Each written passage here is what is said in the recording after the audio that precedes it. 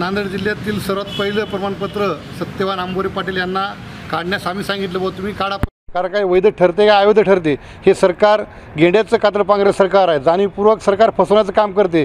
कारण का परवाच ज्या संभाजीनगरच्या युवकांनी आत्महत्या केली आरक्षणासाठी, त्यांना चेक दिला, ते चेक बाउंस झाला, तसं हे प्रमाणपत्र अवैध ठरू नये यासाठी सर्वप्रथम आम्ही नांदेड जिल्ह्यात आंबोरे पाटलाचं प्रमाणपत्र काढलं। या प्रमाणपत्र वैध ठरते का हे पाहण्यासाठी आम्ही सर्व संघटना, सर्व मराठा समाजातील कार्यकर्ते, मराठा समाज आम्ही आता पुढचा फॉलोअप घेणार आहोत। या सरकारला आणखी एक आव्हान आहे आपल्या चॅनलच्या माध्यमातून, जसा बोगस चेक दिला तसं प्रमाणपत्र किंवा तसंच तुम्ही करत असाल तर 24 डिसेंबरनंतर गाठ मराठ्यांशी आहे। मी राहणार नांदेड सांगवी।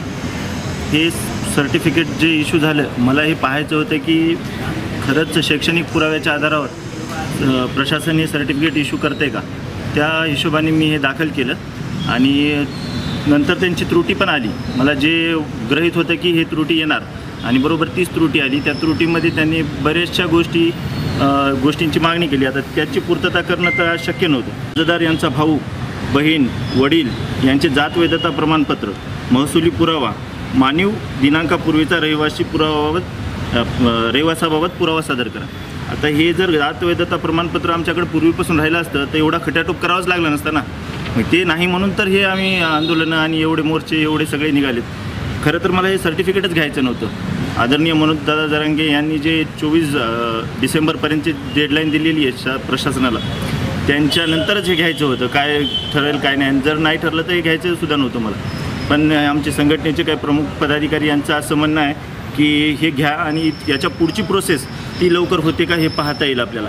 सर्व संघटनेचे पदाधिकारी यांच्या आग्रहाखातर हे सर्टिफिकेट मी स्वीकारलं आणि खास यांच्या हाताने स्वीकारलं। मला तहसील कार्यालयातून त्यांची कालच म्हणणं होतं की आमच्या हस्ते तुम्ही घ्या, पण ज्यांनी घाम गाळला, रक्त सांडले, एवढे मोर्चे केले, एवढे संघटना उभे करून सगळीकडं हा मराठा समाजाचा एक आक्रोश मांडला, अशा नेत्यांच्या हस्ते मला हे स्वीकारायचं होतं। ज्यामध्ये डॉक्युमेंट वडिलांचा 1948चा जन्म होता आणि त्याच्या टिशीवर नोंद आहे की कुणबी मराठा असल्याबाबत, आणि माझ्या टिशीवर कुणबी मराठा आहे, आणि इतर मग डॉक्युमेंट जे आपले रेसिडेन्शियल आणि ID प्रूफचे असतील ते तेवढे सादर केले मी। हे एवढंच आव्हान राहील की आता जे जरांगे पाटील सांगतील 24 डिसेंबरनंतर जे काही डिक्लेअर होईल त्या हिशोबानेच इतर सगळ्या घटना घडतील पुढच्या, आणि तेव्हा आरक्षण जर नाही लागू झालं तर मग याचा सुद्धा आम्हाला काही फायदा नाही, याचाही काही लाभ नाही। ABP माझा, उघडा डोळे बघा नीट।